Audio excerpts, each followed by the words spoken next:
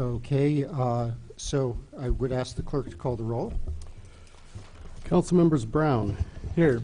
Hazen. Here. Jacobson. Here. Miller. Here. Roberts. Here. Wu. Here. Mayor Marlin. Here. Are there, I'd like to request a motion with respect to the approval of minutes of the previous meeting. So moved. Second. Are there any additions or corrections to the minutes? Not for me. Okay. Bill approved it. Oh, please, who made and seconded? I made the motion. Jared and It was a Dennis? tie. Yeah, go ahead. Okay, I think I move that Dennis seconded. I rule that Dennis seconded it. There you go. Okay. Okay, all those in favor, please signify by saying aye. Aye. Any opposed? Ayes have it. Are there any additions to the agenda? Okay.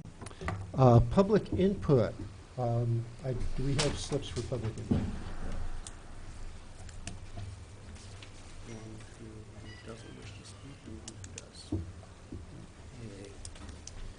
So, Eldris Melinda Carr does not choose to address members, but asks that her position be entered into the record of having continued concerns about the Dr. Ellis subdivision sewer issues, equity, and historic impact.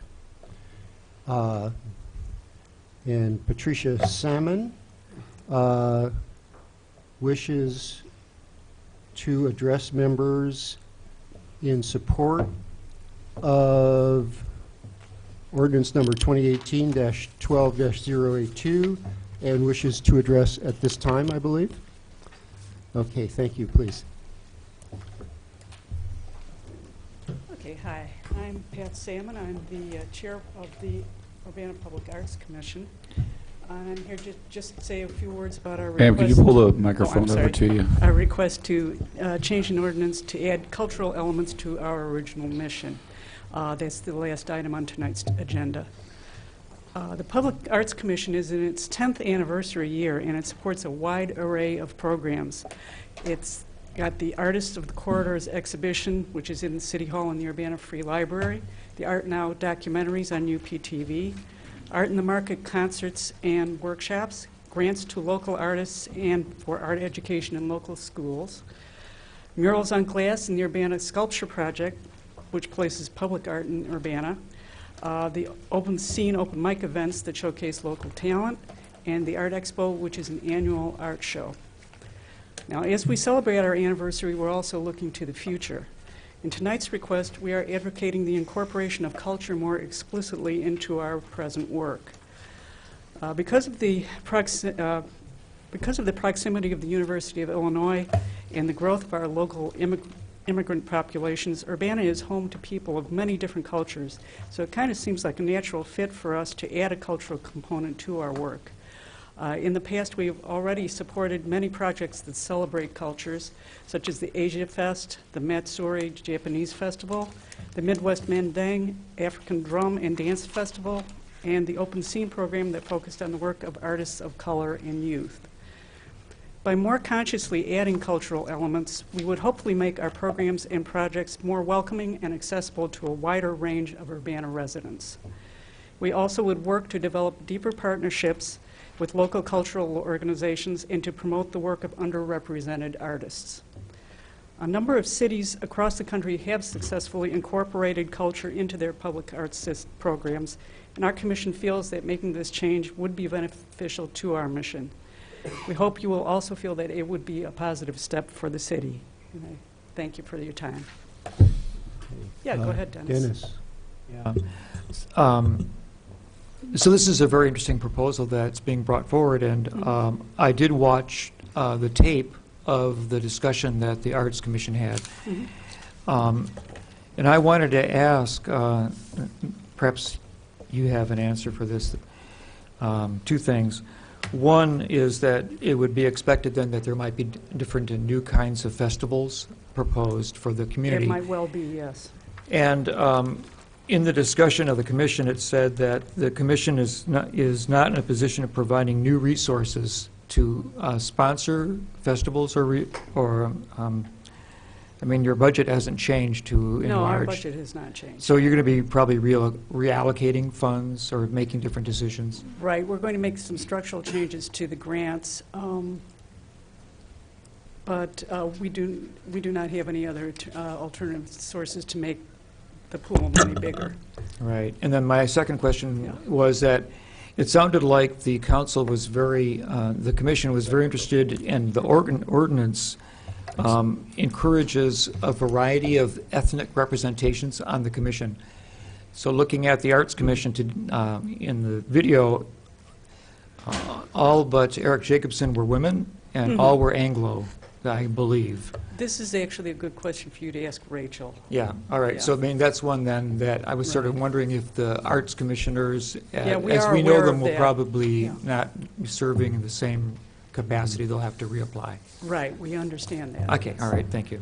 Yeah, I will just add that I looked around the room at that point in the discussion and had exactly the same thought. Yeah. So I'm sure that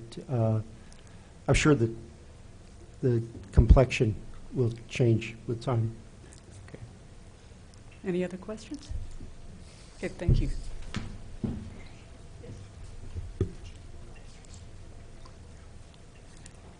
Okay, those are all the public input slips that I have, and I don't know that we have any scheduled presentations. Are there any that I might not be aware of? Okay. And staff reports. Are there staff reports we should hear at this time? And Brandon has one already. okay, Brandon.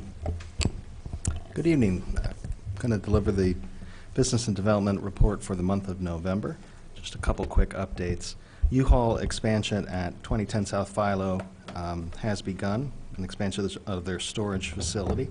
It consists of an addition of 16,500 square feet.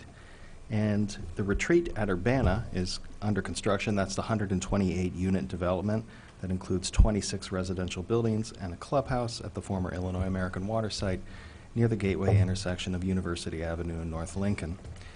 If you look at the back of the report, we had a report of the year-to-date square footage added, and the retreat permit was issued in October, so you can see there's a very large increase for that month for the total square footage of all projects in the city of Urbana, and we are attaining a 3-year high. And again, that's all types of projects. In addition, in that graph, there's also or a second graph where we detail the year-to-date square footage added for single and two-family construction. And I wanted to point out that we are also at well above a 3-year high, about doubled our single-family growth for, again, one and two-family construction in Urbana over the last 3 years, and that is independent of the retreat. Those unit counts are not included. So we're really doing well this year on both fronts. Happy to take any questions you might have. Bill. I just noticed that the TIF Joint Review Board meeting will be in January this year. I think for as long as I can remember, that's always been December. I was wondering if there's some reason that's been moved to January. It's true. The State Comptroller's Office came out with some new guidelines for when that was to occur. And it took a lot of analysis and discussion for us to try to figure out exactly how to interpret those given our rules. But this is consistent with the timing of the audit and the State Comptroller's new rules. We'll have it in January this year. But it'd be our preference to have it earlier if possible. So does that mean it'll probably be in January every year going forward? Or? It just depends how quickly the audit comes together. Oh, okay. Okay, thanks. Jared. Do we have any update on 200 South Vine? Not at this time, but we will have Are we expecting announcements something soon. from them soon? Oh, definitely, yeah. We've been actively in discussions with the developer, Green Street Realty. They're working on a revised project design based on the feedback from the neighborhood and in the meetings. And, yeah, we'll have something soon. Has there been any discussion with them at all about other versions if this one is not so stellar that we're all just like, boom, that's it? I think you're going to say that's it. They're taking they're taking the comments of the community very, very seriously. And some, yeah, so. Great. I look forward to seeing it. Dennis, yes. So is the development retreat at retreat at Urbana taking a benefit of the Urbana First program? The Think Urbana program? Yes, because it's townhome density. Yeah. It can receive Think Urbana sales tax exemption certificates on the new construction materials Mhm. and a property tax abatement schedule that abates about 50% of the taxes over, 3 years worth of taxes over a 5-year period roughly. Right. So we hope to have them soon on the full tax roll. And then forevermore, right? Forevermore. Okay, any other, okay, thank you, Brandon. And I think the mayor would like to report as a staff person. Just a reminder that we are taking applications for filling the vacancy in the Ward 3 City Council seat. So the printed applications are available in the city clerk's office, in the Urbana Free Library, both first and second floor reference desks, and at the Douglas Branch Library. And they also can be filled out and submitted online. Those will be open till the 31st of December, and then I'll be interviewing people probably on a rolling basis, actually, to kind of move this process along and get the appointment process going in January. So we hope to get that seat filled just as quickly as we can.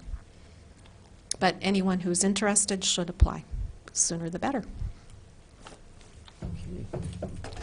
Okay, that seems to end the staff report, so we'll move on to an array of ordinances. The first is ordinance number 2018-12-079, an ordinance levying taxes for the fiscal year beginning July 1st, 2018 and ending June 30th, 2019. Finance Department. Actually, there are, this ordinance and the following two are all part of the package of ordinance that will result in our tax levy.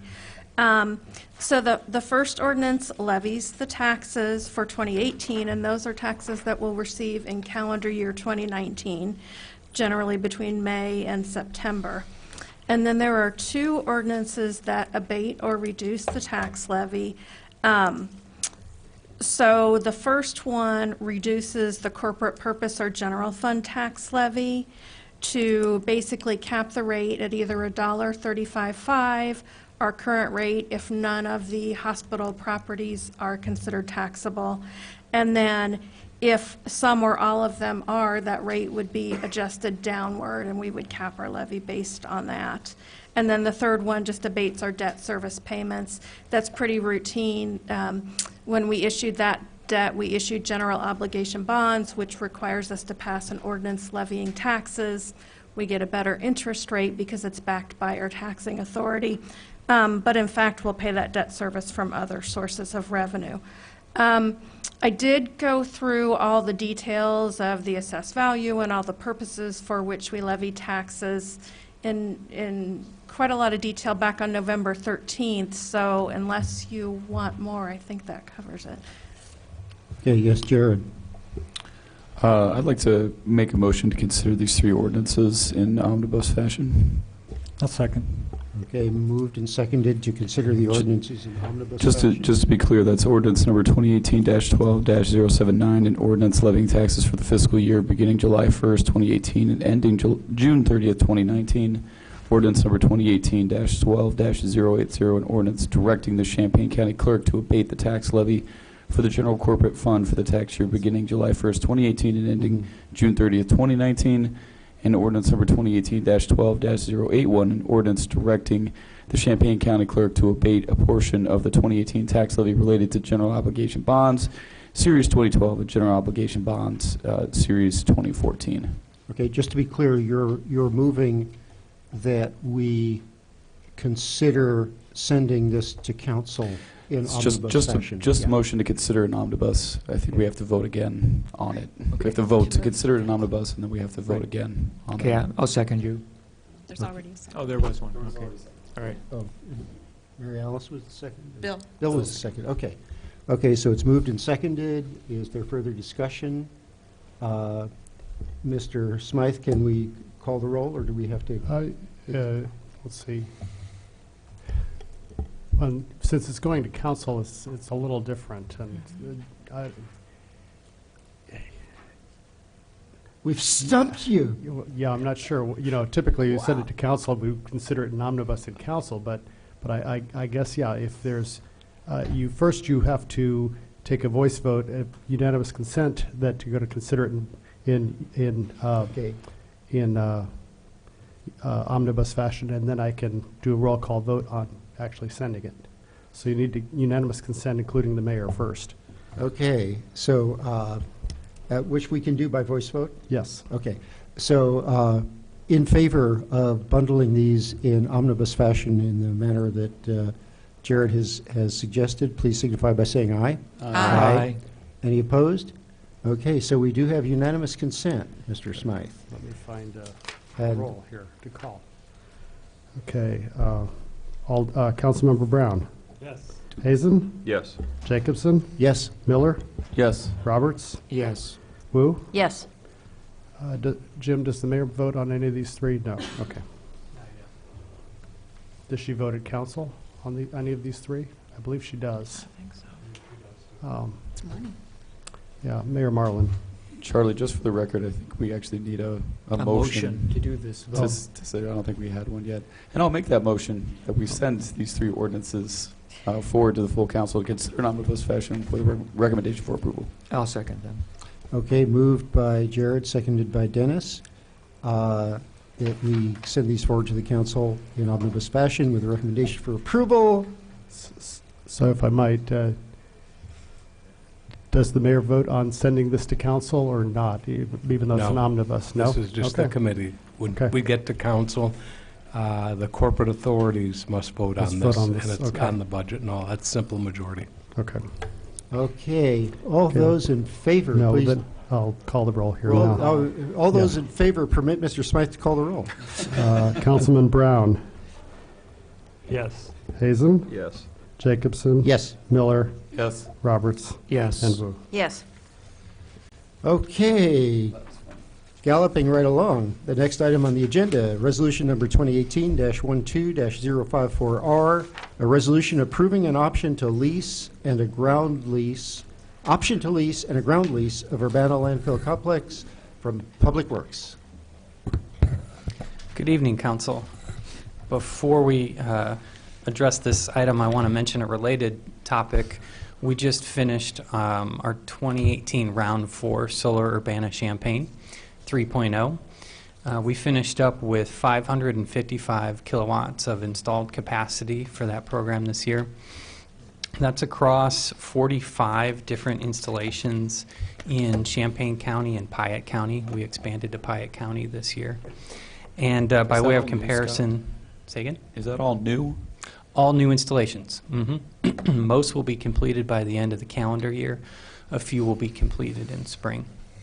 By way of comparison, we had 475 kilowatts of capacity installed the previous round, and then our first year of this program, we installed 604 kilowatts of capacity. So this was another really good year, and gives us cause to discuss doing another year of solar Urbana-Champaign with the Midwest Renewable Energy Association. So on to tonight's business. Before I summarize the memo in your packet regarding this solar development at our closed landfill, I want to give a moment to our guest here, Chad Tatey with SunPower, project developer with SunPower, to introduce himself and also introduce his company, SunPower, that we've been working towards this solar development with. Hi. Good evening, Council. Thanks for having me. It's an honor to be here with you guys, and it's an honor and a real excitement for us to be a part of this project with the City of Urbana on the landfill. We're really excited about it. We think it's a wonderful project, and I think for sake of just knowing who you're working with, I could introduce ourselves as a company. SunPower, for those who may not know, is a company that's been around for over 30 years. We're a U.S.-based company with a tremendous amount of experience. We've installed nearly 10 gigawatts to date.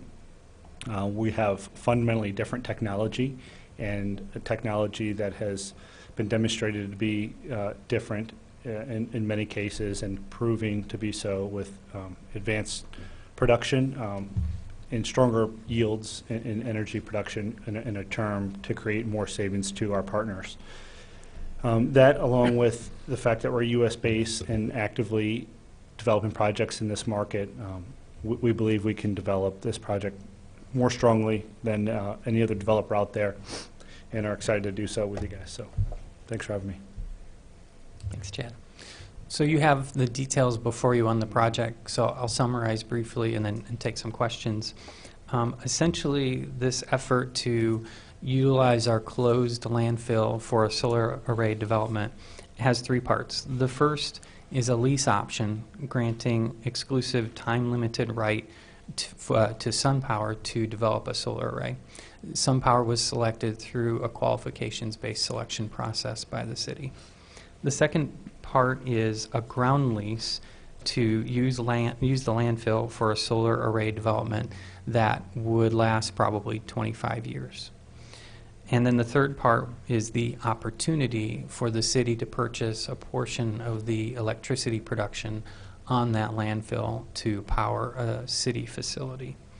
The resolution before you would approve the lease option, again granting SunPower exclusive time-limited right to develop a project, and it would authorize the mayor to execute the attached long-term lease in the event that SunPower is able to develop a commercially viable project. There are a lot of factors that we're working with SunPower to determine and finalize that would lead to whether there's a commercially viable project. One of the big uncertainties is the state's incentives, which will be opening up for application in January. So that's one of the factors. Off-takers, who they are and where they are, as buyers of the power is another factor. So we are working towards a commercially viable project, and SunPower is investing resources now and will be doing even more so following this lease option. With that, I'll take any questions you might have. Yes, Bill. Just a couple of questions about the potential development itself. Has SunPower or anyone in the U.S. or Illinois used a closed landfill before for a solar installation? There's probably, well, in the U.S. there are many brownfield and specifically landfill solar developments. That's a fairly known quantity. I don't know if there's a lot of brownfield development in Illinois. So it could be the first landfill reuse. There's a few, I mean, one of the brownfield projects in the state we installed in 2010 for Exelon. It's in the city of Chicago on a brownfield site that's been operating for nearly 10 years now. It's a project that the utility owns. We installed and still are providing services for O&M on that project. And then we've done a number of landfill projects, including with public agencies. We provided a few of those as references as a part of the solicitation. So we've got experience. And that same team that will be project managers that have developed these brownfield sites, the landfill one I'm speaking about, would be the same team active on this project. So we've got that experience, both brownfield and landfill. Okay. And then there's residential property in the mobile home park. Looks like probably about, I'm looking at I guess the inverters or transformers are the things that might produce some sound. Looks like they're maybe 150 feet away from that or so. Do you know what the county ordinance is as far as how far they're supposed to be? I'm just kind of looking for a guideline if that's going to be far enough, and if this is a large enough installation where that could be a factor.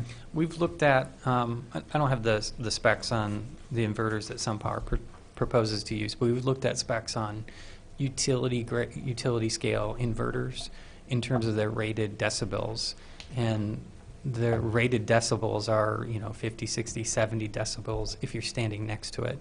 So with the inverter interior to our site, there's basically no way you're going to hear it from the property line even, let alone to the next residence. Okay. We also have the benefit of the site basically being ringed with trees.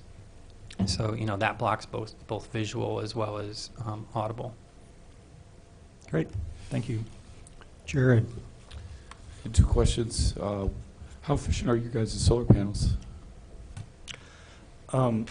We've got different series modules.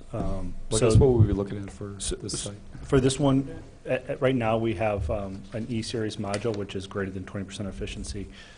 So with SunPower, what's unique is our technology. I kind of mentioned that, and we could get into more detail, but what makes it unique is a technology called interdigitated back contact technology, or IBC. So that technology has affords us the ability to be much more efficient and to produce more kilowatt hours in a smaller space. So a higher efficiency module is likely to be installed for this project. Cool. I was just curious, from somebody who's in the industry, do you guys experience more system losses than you do with the efficiency of the panel contributing to overall loss throughout the system?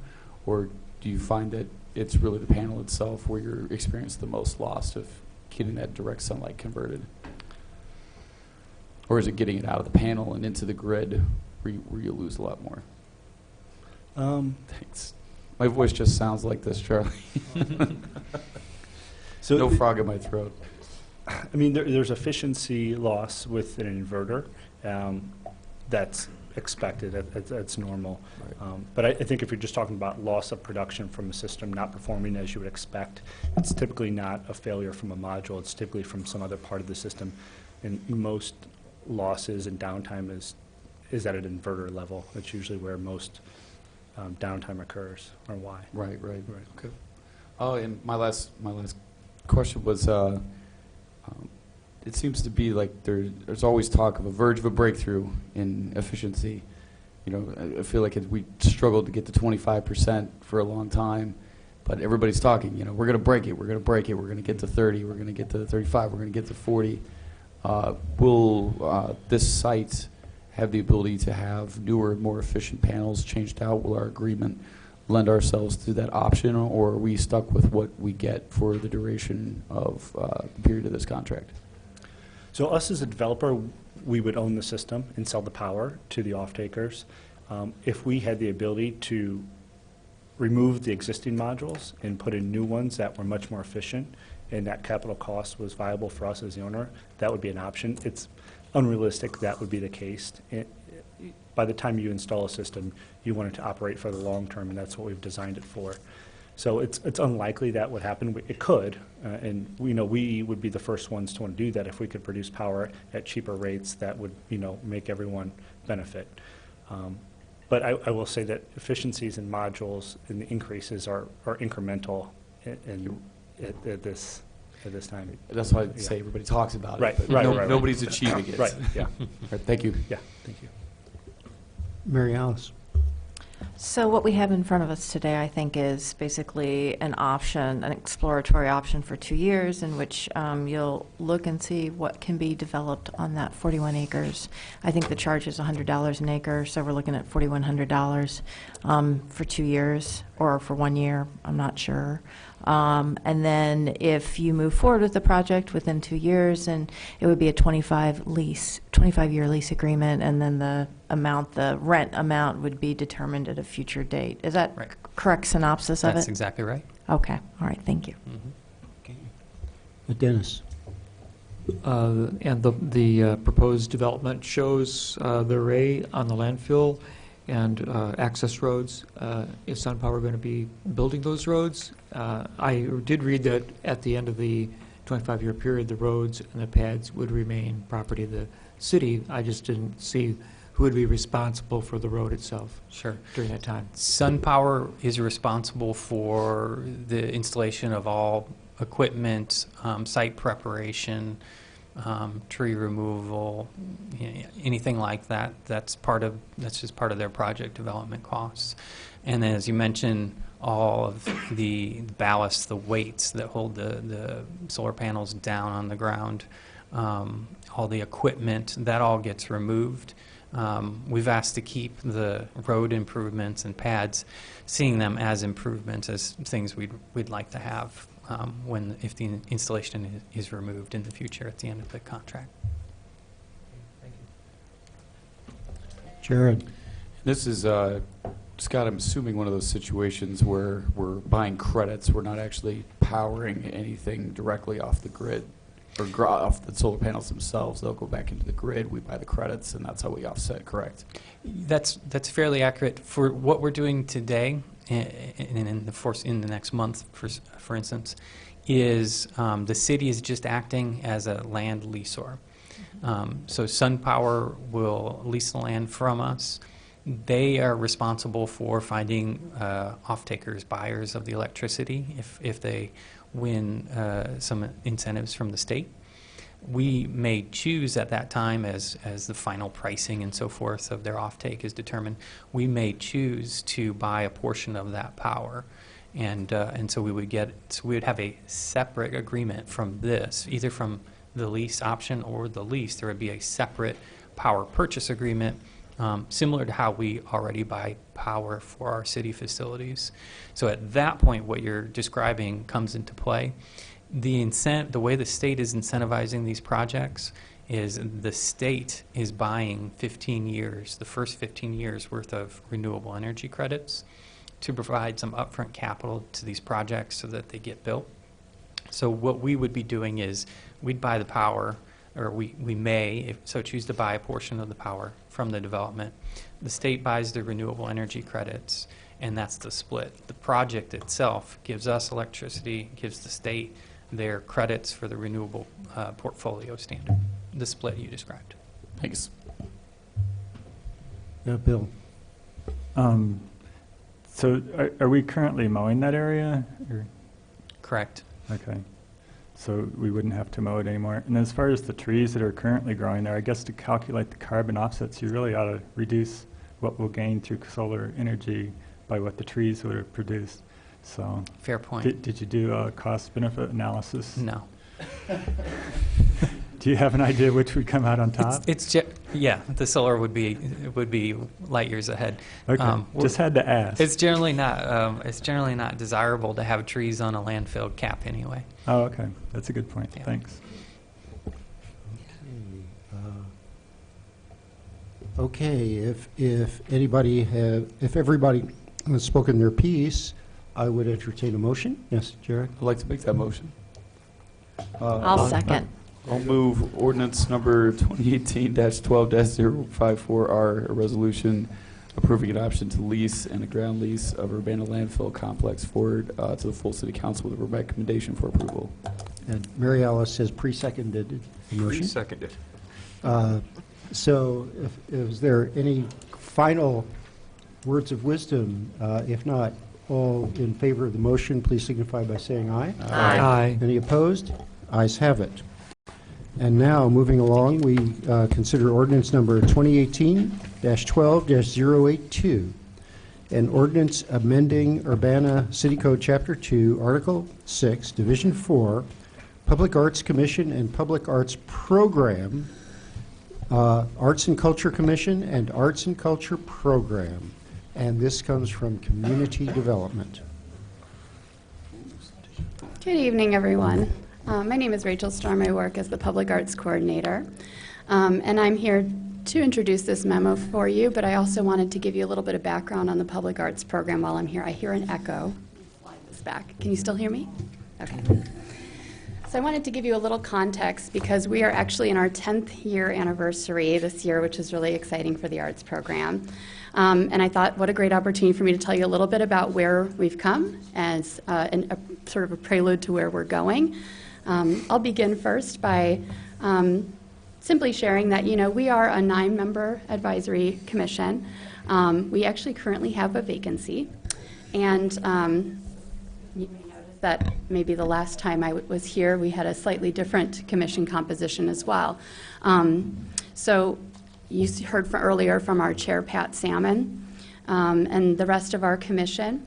And I want to just mention that we have a number of programs that we operate. I'm going to go over them, try to do it as succinctly as I can, but just to give you kind of a sense of some of the things we have going on. Here's a portion of the list of programs that we have, and I'm going to go over them in a little bit of detail. So first and foremost, many people know us for our grant program. This has been in operation for nearly as long as our commission has. We fund festivals, exhibits, productions, and projects spanning visual art, music, performance, environmental arts, poetry and spoken word, dance and new media, and those are just to name a few. I want to mention that we have funded over nearly closer to 250 projects at this point since the inception of the Arts Grant Program. Some of these projects include things like Heartland Maker Fest that occur in our downtown Lincoln Square Mall, Folk and Roots Festival, many of us know and love in the community. Things like our Asian Heritage Month celebrations that were mentioned through the Asian American Cultural Center at the University of Illinois, which actually has a wide showcasing of a real diversity of Asian cultures that also call Urbana home. Midwest Mendig West African Drum and Dance Festival. Matsuri was mentioned earlier. Matsuri is an incredibly well-attended festival that happens at the Japan House. You can see some of the images at the bottom that really showcase the breadth of people that come out. Also a great showcasing of local arts, even visual arts there.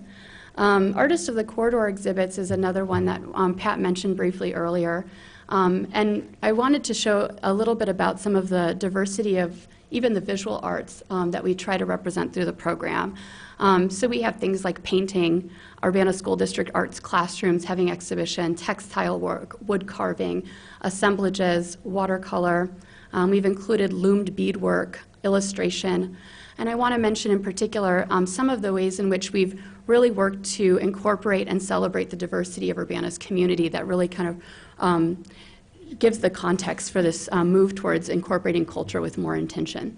The Belongings exhibition was something that we added this past September in conjunction with Immigrant Welcoming Week, which we celebrate together with the city of Champaign. And we had this exhibit both here in our Artist of the Corridor, but also as part of it in the Urbana Free Library in conjunction with the Welcoming Awards celebration that happens there. And we hope to continue this forward. Belongings is sort of a pun intended situation. We're talking both about the lived experiences of immigrants in our local community as told through artifacts that they own and were photographed. So pieces of their homes that tell stories of their immigration stories. And we had over 30 local immigrants participate in that project. So the goal is to have that kind of going forward as well as perhaps even an annual exhibit that could be in conjunction with Welcoming Week. One of the other programs that we recently added this past year was Open Scene Open Mic. You may have heard of our Open Scene project being funded by the National Endowment of the Arts grant. This was a 4-weekend intensive that focused particularly on the voices of youth and people of color, and predominantly youth of color, as centering leadership towards defining what our art scene should look like well into the future. So in that spirit, we continued it forward by introducing an Open Scene Open Mic that would occur. At first it was bi-weekly or monthly, depending on your leanings with that term, twice a month, and then it came to once a month, which is now sort of how it's held. It goes beyond music or poetry, all of the above. As your memo describes, this is one of the examples of, I think, a lot of the intention that we're giving towards really trying to pull new people into the arts program, really allow it to be a multi-generational, multi-ethnic space for community connection. So we've had presenters as young as 5 and as old as 80 at Open Scene Open Mic. We've really worked to have it take place at various downtown venues to really showcase lots of new businesses, businesses that are very veteran in our area, but that really kind of showcase a lot of different cultural space. The intention of Open Scene was also to make an intervention into our downtown, to particularly carve out spaces for people who often feel marginalized in the downtown art scene, or even in the downtown space to begin with. And that could be through experiences of a wide diversity, but one of the things that we do is really try to carve out space. So what does it look like to carve out space for youth, and particularly youth of color in our downtown, through various collaborations? So that's been really wonderful. We continue that program, and if you're interested, the next one is scheduled for January 9th at the Iron Post, and it's hosted by Kevin Teget, who's actually here in the top right, and is the founder of the DOSE Foundation, which stands for Dreams Organizing. Oh, goodness, and I always forget. Dreams Organizing through something to that effect. I started that sentence and couldn't finish it. Please accept my apology. But the DOSE Foundation has a fantastic mission that is also quite aligned, and that is really to address inequities in the theater scene. And so it really works to give youth of color an opportunity through theater. Our hosts have really come from a wide diversity of backgrounds, whether it be dance, poetry, storytelling, music, and performance. And so we've also taken that into consideration as we've moved forward with things like story slams or poetry open mic nights. We had a poetry karaoke at one point. So all of these are efforts to kind of be creative with it. Arts in the Schools is a real important initiative around arts education that we offer. It's one of our grants that we are excited to continue well into the future. This invites collaborations between local artists and the Urbana School District. This year, I just want to mention some of the things that were funded through that program. A workshop on essentials in beat making and recording with artist Derek Lindsay. Capoeira Angola for Kids, which was at almost nearly every Urbana School District elementary school and the middle school. Performances of Afro-Brazilian martial arts. And the Outdoor Arts Classroom Project at Urbana High School with Roberta Westerman, which was really one of our first, I think, landscape architecture programs that was funded through the program. I also want to mention things like Art Now that we've really worked to also increase the diversity of in the past year alone. Art Now has had a long history of really featuring visual artists and kind of stopping there. We've had, of course, on occasion a wide variety of other people, but it's kind of been few and far between. And so we've really worked to kind of feature more and more art forms in the past year. And that's included disc jockeys, we've featured spoken word poets, we've featured dance professors and experimental music composers and puppeteers, and we're really trying to kind of expand what that can look like. So that's another effort that's been made to really make sure that we're representing the full diversity of the Urbana arts community and the Urbana community more broadly. We also won an award for Art Now, and by we, I mean Urbana Public Television won a wonderful award, and it's the 2017 Achievement Award in Film and Documentary Featurette from the Best of the Midwest Media Fest, so we're an award-winning documentary series. I want to mention some other programs that we've introduced in the past year. Young Artist Studio, which is offering free monthly art lessons where local artists come in and teach lessons to young kids. This is very emphasis on the young. Our average student, I think, is 5 years old. And so these are held in the Children's Library at the Urbana Free Library. And a lot of our recent news has been about our sculpture and murals programs. We're in a sculpture year. We alternate every other year with these programs to really increase the publicly accessible art in public spaces. The sculpture project, which we call the Urbana Sculpture Project, just recently installed 2 new ones, and these were, to date we've installed 20 sculptures and 11 murals in the city. But the 2 new ones are Ice Pops by Craig Gray, right there on the left, and then Races by Bobby Joe Scribner, which was recently installed on Race Street along the route of the Illinois Marathon. And we're also working with the organizers of the Illinois Marathon to really have this piece showcased during the marathon and potentially even a little stop along the way. But I give you this to kind of give you kind of a sense of context for where we're coming from and where we're headed with this proposal. So just to kind of go over briefly the proposal as it is here, and I can pass it to you. Oh, and yes. Okay. You follow us. Well, I want to really state that this proposal is kind of not particularly coming out of nowhere. It really actually is kind of cementing work that we already do. So as you can see, it really is nearly impossible to separate arts and culture. They are relatively inextricable. And so what we have done, and this was really at the request of Mayor Marlin, is to do an exploration process where we look at what would it mean to transform our commission in this way? What real transformation would we be making? And what are some of the things that we'd want to center? So we took that and really were discussing that in our commission for about 6 months. Did a lot of research as well into what other cities are doing. So your memo also discusses that this kind of falls in line with a lot of cities that have transformed their public arts programs into commissions for arts and culture. And then, we spent some time also emphasizing some of the work that that is also already being done in the program to really show that arts and culture creates a pathway that perhaps isn't there right now. One of the things I think about is that while many people may hear public arts program and not immediately find a connection, we encounter this problem even in and among artists, where they're like, I'm not sure if I'm an artist. Oh, I wouldn't call myself an artist, that sort of thing. So the connection to the arts can sometimes be something that really needs to begin and end with another conversation. But nearly every one of us can identify where culture comes in our lives, and it can really provide a pathway for people engaging in our programs, many of which already celebrate culture, and with our goals being all of which should celebrate culture well into the future. But I want to also pass it to Brandon to just give you some sense of the actual changes that are being proposed to our ordinance, because this is really an amendment to the ordinance. It's not a brand new commission proposal. It's an amendment. So the draft ordinance in the council packet, it would transform our public arts program into an arts and culture program. It, as Rachel mentioned, it tries to draw upon that inextricable link between arts and culture. And it's an opportunity for the program to grow, to form new collaborations, new partnerships, and to emphasize diversity, inclusion, and cultural vibrancy, which already exists in the arts programming, but at a more consistent and universal way.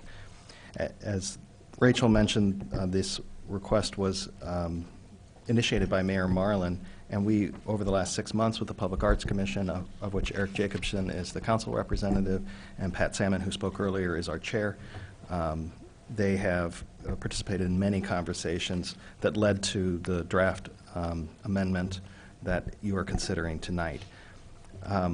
This amendment also takes into consideration the fact that that funds that were previously distributed directly by the Urbana City Council in coordination with community development, the Urbana Sweet Corn Festival, the CU Folk and Roots Festival, and the Pygmalion Festival will now be administered through the Urbana Arts Grant Program. That change occurred during the budgeting process earlier this year, or perhaps a budget amendment, but that's already in effect. The changes to the ordinance allow for one crucial aspect in the administration of those funds, which is to allow the Arts and Culture Commission to make awards of $5,000 and above. That it would be in lieu of City Council approval. One important reason why this was considered and is before you and recommended by staff tonight is that the Public Arts Commission has historically heard reports from every Urbana Arts Grant recipient for the last 10 years, and Pat Salmon, our chair, I believe would have been there for nearly all of those. There's a wealth of knowledge on this commission from the amount of time they've hearing from the grantors from many of the programs or similar programs that Rachel mentioned, and we would like to put that knowledge to use on a more regular basis. Specifically, the changes in the ordinance, I mentioned, of course, the name. Will include a definition of culture, because there's not currently a definition of culture in the ordinance that would read as follows. Includes but is not limited to historic and contemporary traditions of performance, custom, ritual, celebration, fashion, cuisine, knowledge, storytelling, heritage, and oral transmission. The mission statement would simply read, the Urbana Arts and Culture Commission celebrates and nurtures the city of Urbana's cultural and artistic diversity. And there's a lengthier vision statement included in the packet that intends to describe the outcome of this program after many years of being in progress. The revised ordinance would also acknowledge that the commission composition should reflect the full diversity of the Urbana community. The current wording of the ordinance is that it should reflect the full diversity of the Urbana arts community. And we feel that expanding that current language is consistent with the intent of this ordinance, the cultural work, well, and really efforts that are being made citywide to further be cognizant of how the city represents the full diversity of the community we serve. I mentioned before that the $5,000 and above awards would be approved by the Arts and Culture Commission after approval of this agreement. That is only to occur within the budgetary authority granted to the program, and that a budgetary authority is given by the City Council every year via the annual budget. So just to be clear, there's no change in funding as a result of this, and the Commission must operate within the budget it's provided by the City Council. The draft ordinance would eliminate reference to the Public Arts Fund. The fund is no longer needed financially and has in fact already been eliminated effectively as a result of the transition to the Munis financial system. The ordinance does not affect the amendment before you does not affect the 1% for the arts provision, which requires and obligates the city to allocate and utilize 1% of any municipal building project with a construction cost of at least $750,000 for the inclusion of public art into the project. I think the most prominent project that's been done, or perhaps the only project that's been done under that provision, is the Boneyard Creek Crossing, which has significant public art incorporated into it. I think maybe we could turn it over to the mayor at this point. Yeah, I just wanted to follow up for a minute. Thank you, Brandon and Rachel. I want, first of all, thank the Public Arts Commission for their very thorough consideration of this over the past 6 months, and especially under the leadership of Rachel and Brandon and Pat Salmon, so I do appreciate that. And yes, I did ask the Arts Commission and staff to consider this change to, number one, you know, our public arts program has been around for 10 years, and after 10 years, it's always good to step back and evaluate where you are and where you're going. And also, I believe it's very important to take an intentional step toward recognizing the importance of culture in the arts and the arts in culture, and the fact that cities all over the country are being more inclusive and expanding their arts to Arts and Culture Commission was also lent some weight to this. Just a reminder, almost 20% of our residents are born in a different country. So we are an international community, and I think it was just important to celebrate that and be much more intentional about that in our programs and everything we do. So I do think it's going to help bring us together as a community. I think it's going to open our eyes to different possibilities. I think that it can help us make our programs more culturally responsive in ways that we don't even know yet. And I think it'll give us opportunities to collaborate with, especially the University of Illinois. In 1 year, I was at an event at the Hindu Temple Cultural Center up on North Mattis. I celebrated Chinese New Year at the Rec Center in Savoy. I was at the feast to celebrate the end of Ramadan at the Muslim American Society Center on High Cross Road. And you know, each time you attend something like this, you just get an appreciation for the breadth and the depth of the people who live in our community. So thank you for considering this. And I hope the council will support it. And as far as the different sort of funding mechanism for the festivals, this was something I also wanted staff to look at. Several of the festivals that were mentioned, specifically Sweet Corn, Pygmalion, Folk and Roots, seem to be treated, you know, they were kind of separate from the other festivals that were funded, and I think this change is going to make it more consistent and more transparent for all involved, because before, I know it involved a bunch of phone calls to different staff members asking when do we come in, when's the process going to start, how soon can we expect the funding. So, and that date always changed. There was never a schedule for funding, so it was hard for people to plan ahead. And then people would come in and they would meet with staff, and then they would come to my office and they would meet with me and talk about it, and then they would go to City Council and make a presentation. So I thought, why not just simplify this and make it consistent and put it on a schedule so people, so that it's predictable for people who are trying to plan these festivals. So we're not decreasing funding or anything, it's just shifting the process into the infrastructure that's already here with the Public Arts Commission. So we'll give this a try, and hopefully I think they've put enough thought into this. I think it'll work fine, and if we need to make adjustments as we go along, we can do that. But I think we have a good structure in place. Jared? And does that mean that we would be shifting when we, for example, consider funding for Sweet Corn, or we consider funding for Pygmalion, when, Seth and Patrick make their annual trip to the table to come and ask us for money every year? Would we not see that anymore? Is that what you're saying? They would be making that trip to appear before the before the Arts and Culture Commission. Okay. You, as the council, would allocate the total pot of money, basically. Ahead of time when we do the Ahead of budget. time. Correct. Mary Alice, yes. So I had a question in terms of that allocation of the budget. So right now, if I remember correctly, and I was trying to flip through, it's a big document to go through the finance documents, where exactly that is in the financial records. So we don't have like a one line budget says $20,000 a year for festivals, right? That doesn't exist right now. What we have separate lines for each of the different festivals, I believe, if I remember correctly. I wish I had the right page on here. Brandon's like, yeah. Under the old financial system, we would have line items for really specific things like that, and that's not the proper accounting practice. So we have evolved to line item for general purpose, so now funding for multiple festivals appears in one line. And the location of that line was changed from the executive office to the Public Arts Grant Program.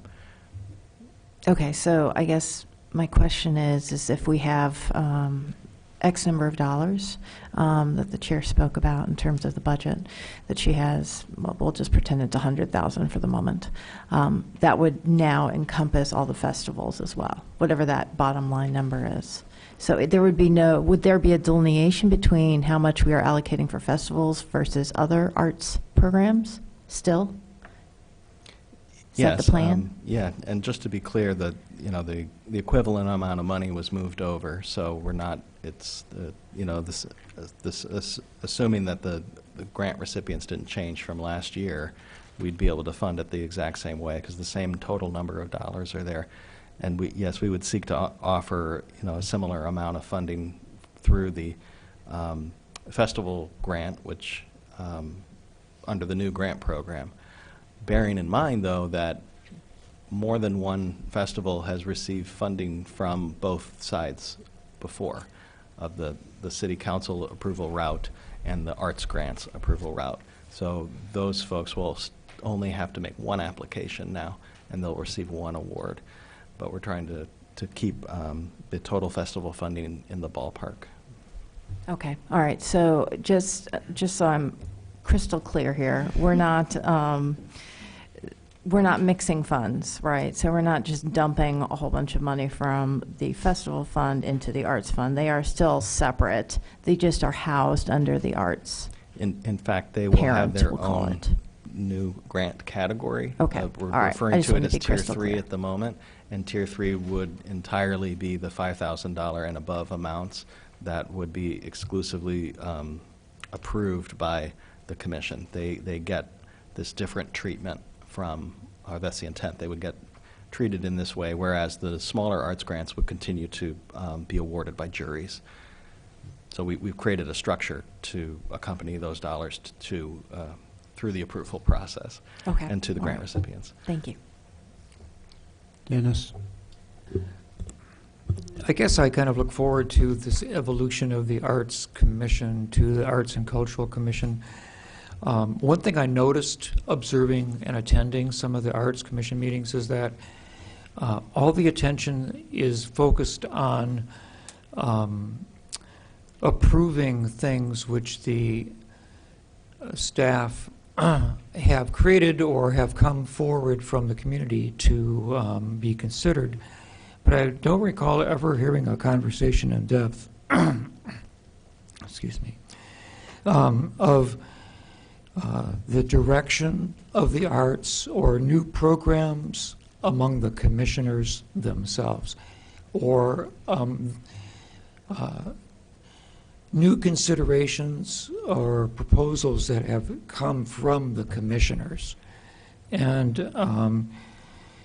that's always been a concern for me, because we are assuming that the commissioners themselves have great expertise in their fields. And one of the things I observed was that all of the art sculpture that was chosen is chosen by a jury of appropriate people, I assume, really. Actually, I served on a jury at one time, years and years ago. But that the commissioners themselves never saw the range of items that were juried or ever commented about them. And my feeling was that the Arts Commission could only function as a yes or no kind of rubber stamping organization. So I would hope that with the evolution of this commission, with input from a new, probably some of the people who are going to be chosen to sit on this commission are going to be representing in a more energetic way culture and cultural experiences, that I would hope to see the commissioners having really significant conversations about their beingness and what they intend this to become, and not just to be approving little projects. Do you kind of get my concern? Yes. Well, I want to respond to two things. Great. One thing is that we have, to this time this year, still haven't had a visioning, and we do that annually. And one of the reasons why we've had a bit of a delay is because we've been doing this for 6 months, and we knew that we were going to be revisioning the program along the lines of arts and culture, and wanted to wait for the appropriate time for that. So that is a big part, and I do think that visioning is where we set long-term goals, short-term goals, agendas, and priorities for the program. We also have made, in my time, and I can only speak to the last year, we have had commissioners, always there's 2 on a jury of usually 4 people, 2 are commissioners, and then we've had commissioners, usually 2 because of the rules that govern the commissions, on committees of events and programs that we organize. Now, not everything has a committee, and that might be a little bit where you're referring to, too. But I absolutely am there with you, and I welcome that, too, and I would love to see more active participation in the planning of events and also the attendance of events by all of our commissioners. Right. And then I have one more thing to ask. I'm very interested in historic architecture, mm-hmm. and the material quality of the community. And I never see architecture or architectural design included in any list coming from the Arts Commission. And I would like to recommend to you that architecture is also an art form. Oh, yes. And that there is good architecture and bad architecture, and that there's standards of classical design and things like that that have been proven to be valuable for centuries. And I think that it would be very interesting to have perhaps presentations about eras of architecture and how they affect the community or the city. And we do have a historic preservation commission whose main job is to landmark buildings, it seems. I mean, they don't do too much besides worry about landmarking and granting approval for, facade changes or whatever that come up for a landmark building. I think they're highly unutilized, and I'm wondering if you ever considered, and maybe they wouldn't appreciate this comment, but I wonder if they might become part of the Arts and Culture Commission as well. I mean, I don't know how far to expand it, but I just would like to see material design and architecture to be included in the arts. Yeah. Because it never seems to be. Dance, no problem. you're even now talking about cuisine. Sure. So, okay, Right. don't forget, buildings can be beautiful objects as well. I agree, and I think that this does present opportunities for us thinking about all the different art forms that sometimes get left out of that category of Okay, arts. great, thanks. Mhm. Okay, yes, Bill? Yeah, I think this makes sense. I think I'll also jump in and take advantage of you being here, because we don't get to see you very often, and ask you some unrelated questions. Happy to see you all. So on the public sculptures that are most visible, Yes. I believe we work with the Public Art League. That's with correct. that. And do they also make the selection of the art, or does our committee make the selection? I can speak to that. So Okay. the structure of our current project is that we do collaborate with the Public Art League, and they do a national call for sculptures. And they, well, and maybe arguably international, I don't know, but I think it's largely national applicants. And they have a jury, and I've sat on that jury, and I think traditionally the Public Arts Coordinator has had a chair on that jury. I don't know if that has included commissioners in the past. This year, I was on the jury representing our commission. We actually select a wide variety and kind of tier them during that jury process. And then the Public Art League's board kind of reevaluates them a second time. And that's for other things, like maybe an applicant has since withdrawn, or they've come to other conclusions about why it won't function, weather, other kinds of things that might lead a sculpture to not be viable here. And then there's a big unveiling, and usually in advance of the unveiling, they try to secure sponsorships as much as possible. And so I had some that I thought were maybe great for our commission. They also saw, I believe, all of the ones that were sent out by PAL. So PAL publicly promotes all of those. And we discussed the recommendation of the two that were selected for this year. And in the past, sometimes it's ranged between like 2 and I think up to 6 or something per cycle.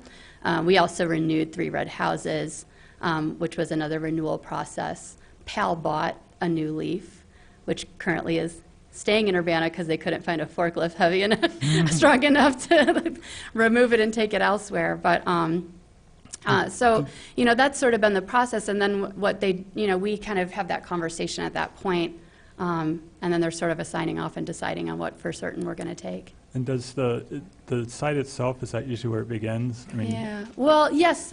So you well, kinda know where actually, you that's want it not. first, or- That's the case for murals. Excuse me. For the Urbana Sculpture Project, it so depends on the sculpture itself that we come to the site afterwards. We have some ideas of different sites that would be great for sculptures, obviously, but then we really try to consider the significance of the space, what is functional for the type and style of the sculpture.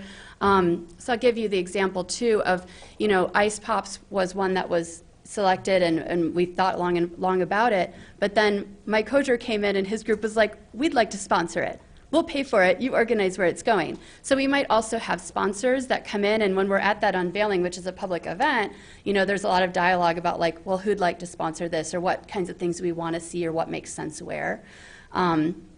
Braces, we thought would be a great piece for that corner. And the Libraries Foundation was also quite excited about that because it presented an opportunity until MCOR expands in that area to beautify that corner, which is a priority for them. And the Friends of the Library Foundation actually has pledged, I think, about $1,000 for landscaping around that piece. So in that instance, it was like we knew we wanted to find something along the marathon route, because it was just a nice reflection of the marathon, and it would have some kind of cultural significance for that space. But it's like all of those things kind of come together to answer that question. Yeah. All right, great, thanks. Mm-hmm. And this was my first year doing it, so I'm also very open to feedback. Okay, yes, Dennis? I can make a motion, or do you want to have a conversation? I think it would be delightful to have a motion. Okay. I'd like to then move ordinance 2018-12-082, an ordinance amending the Urbana City Code, Chapter 2, Article VI, that's 6, Division 4, Public Arts Commission and Public Arts Program, it's, to the City Council with approval. I will second it. Okay, moved by Dennis, seconded by Dean. Are there any final comments? All in favor, please signify by saying aye. Aye. Any opposed? Ayes have it. And this being the last item of business, this meeting is adjourned.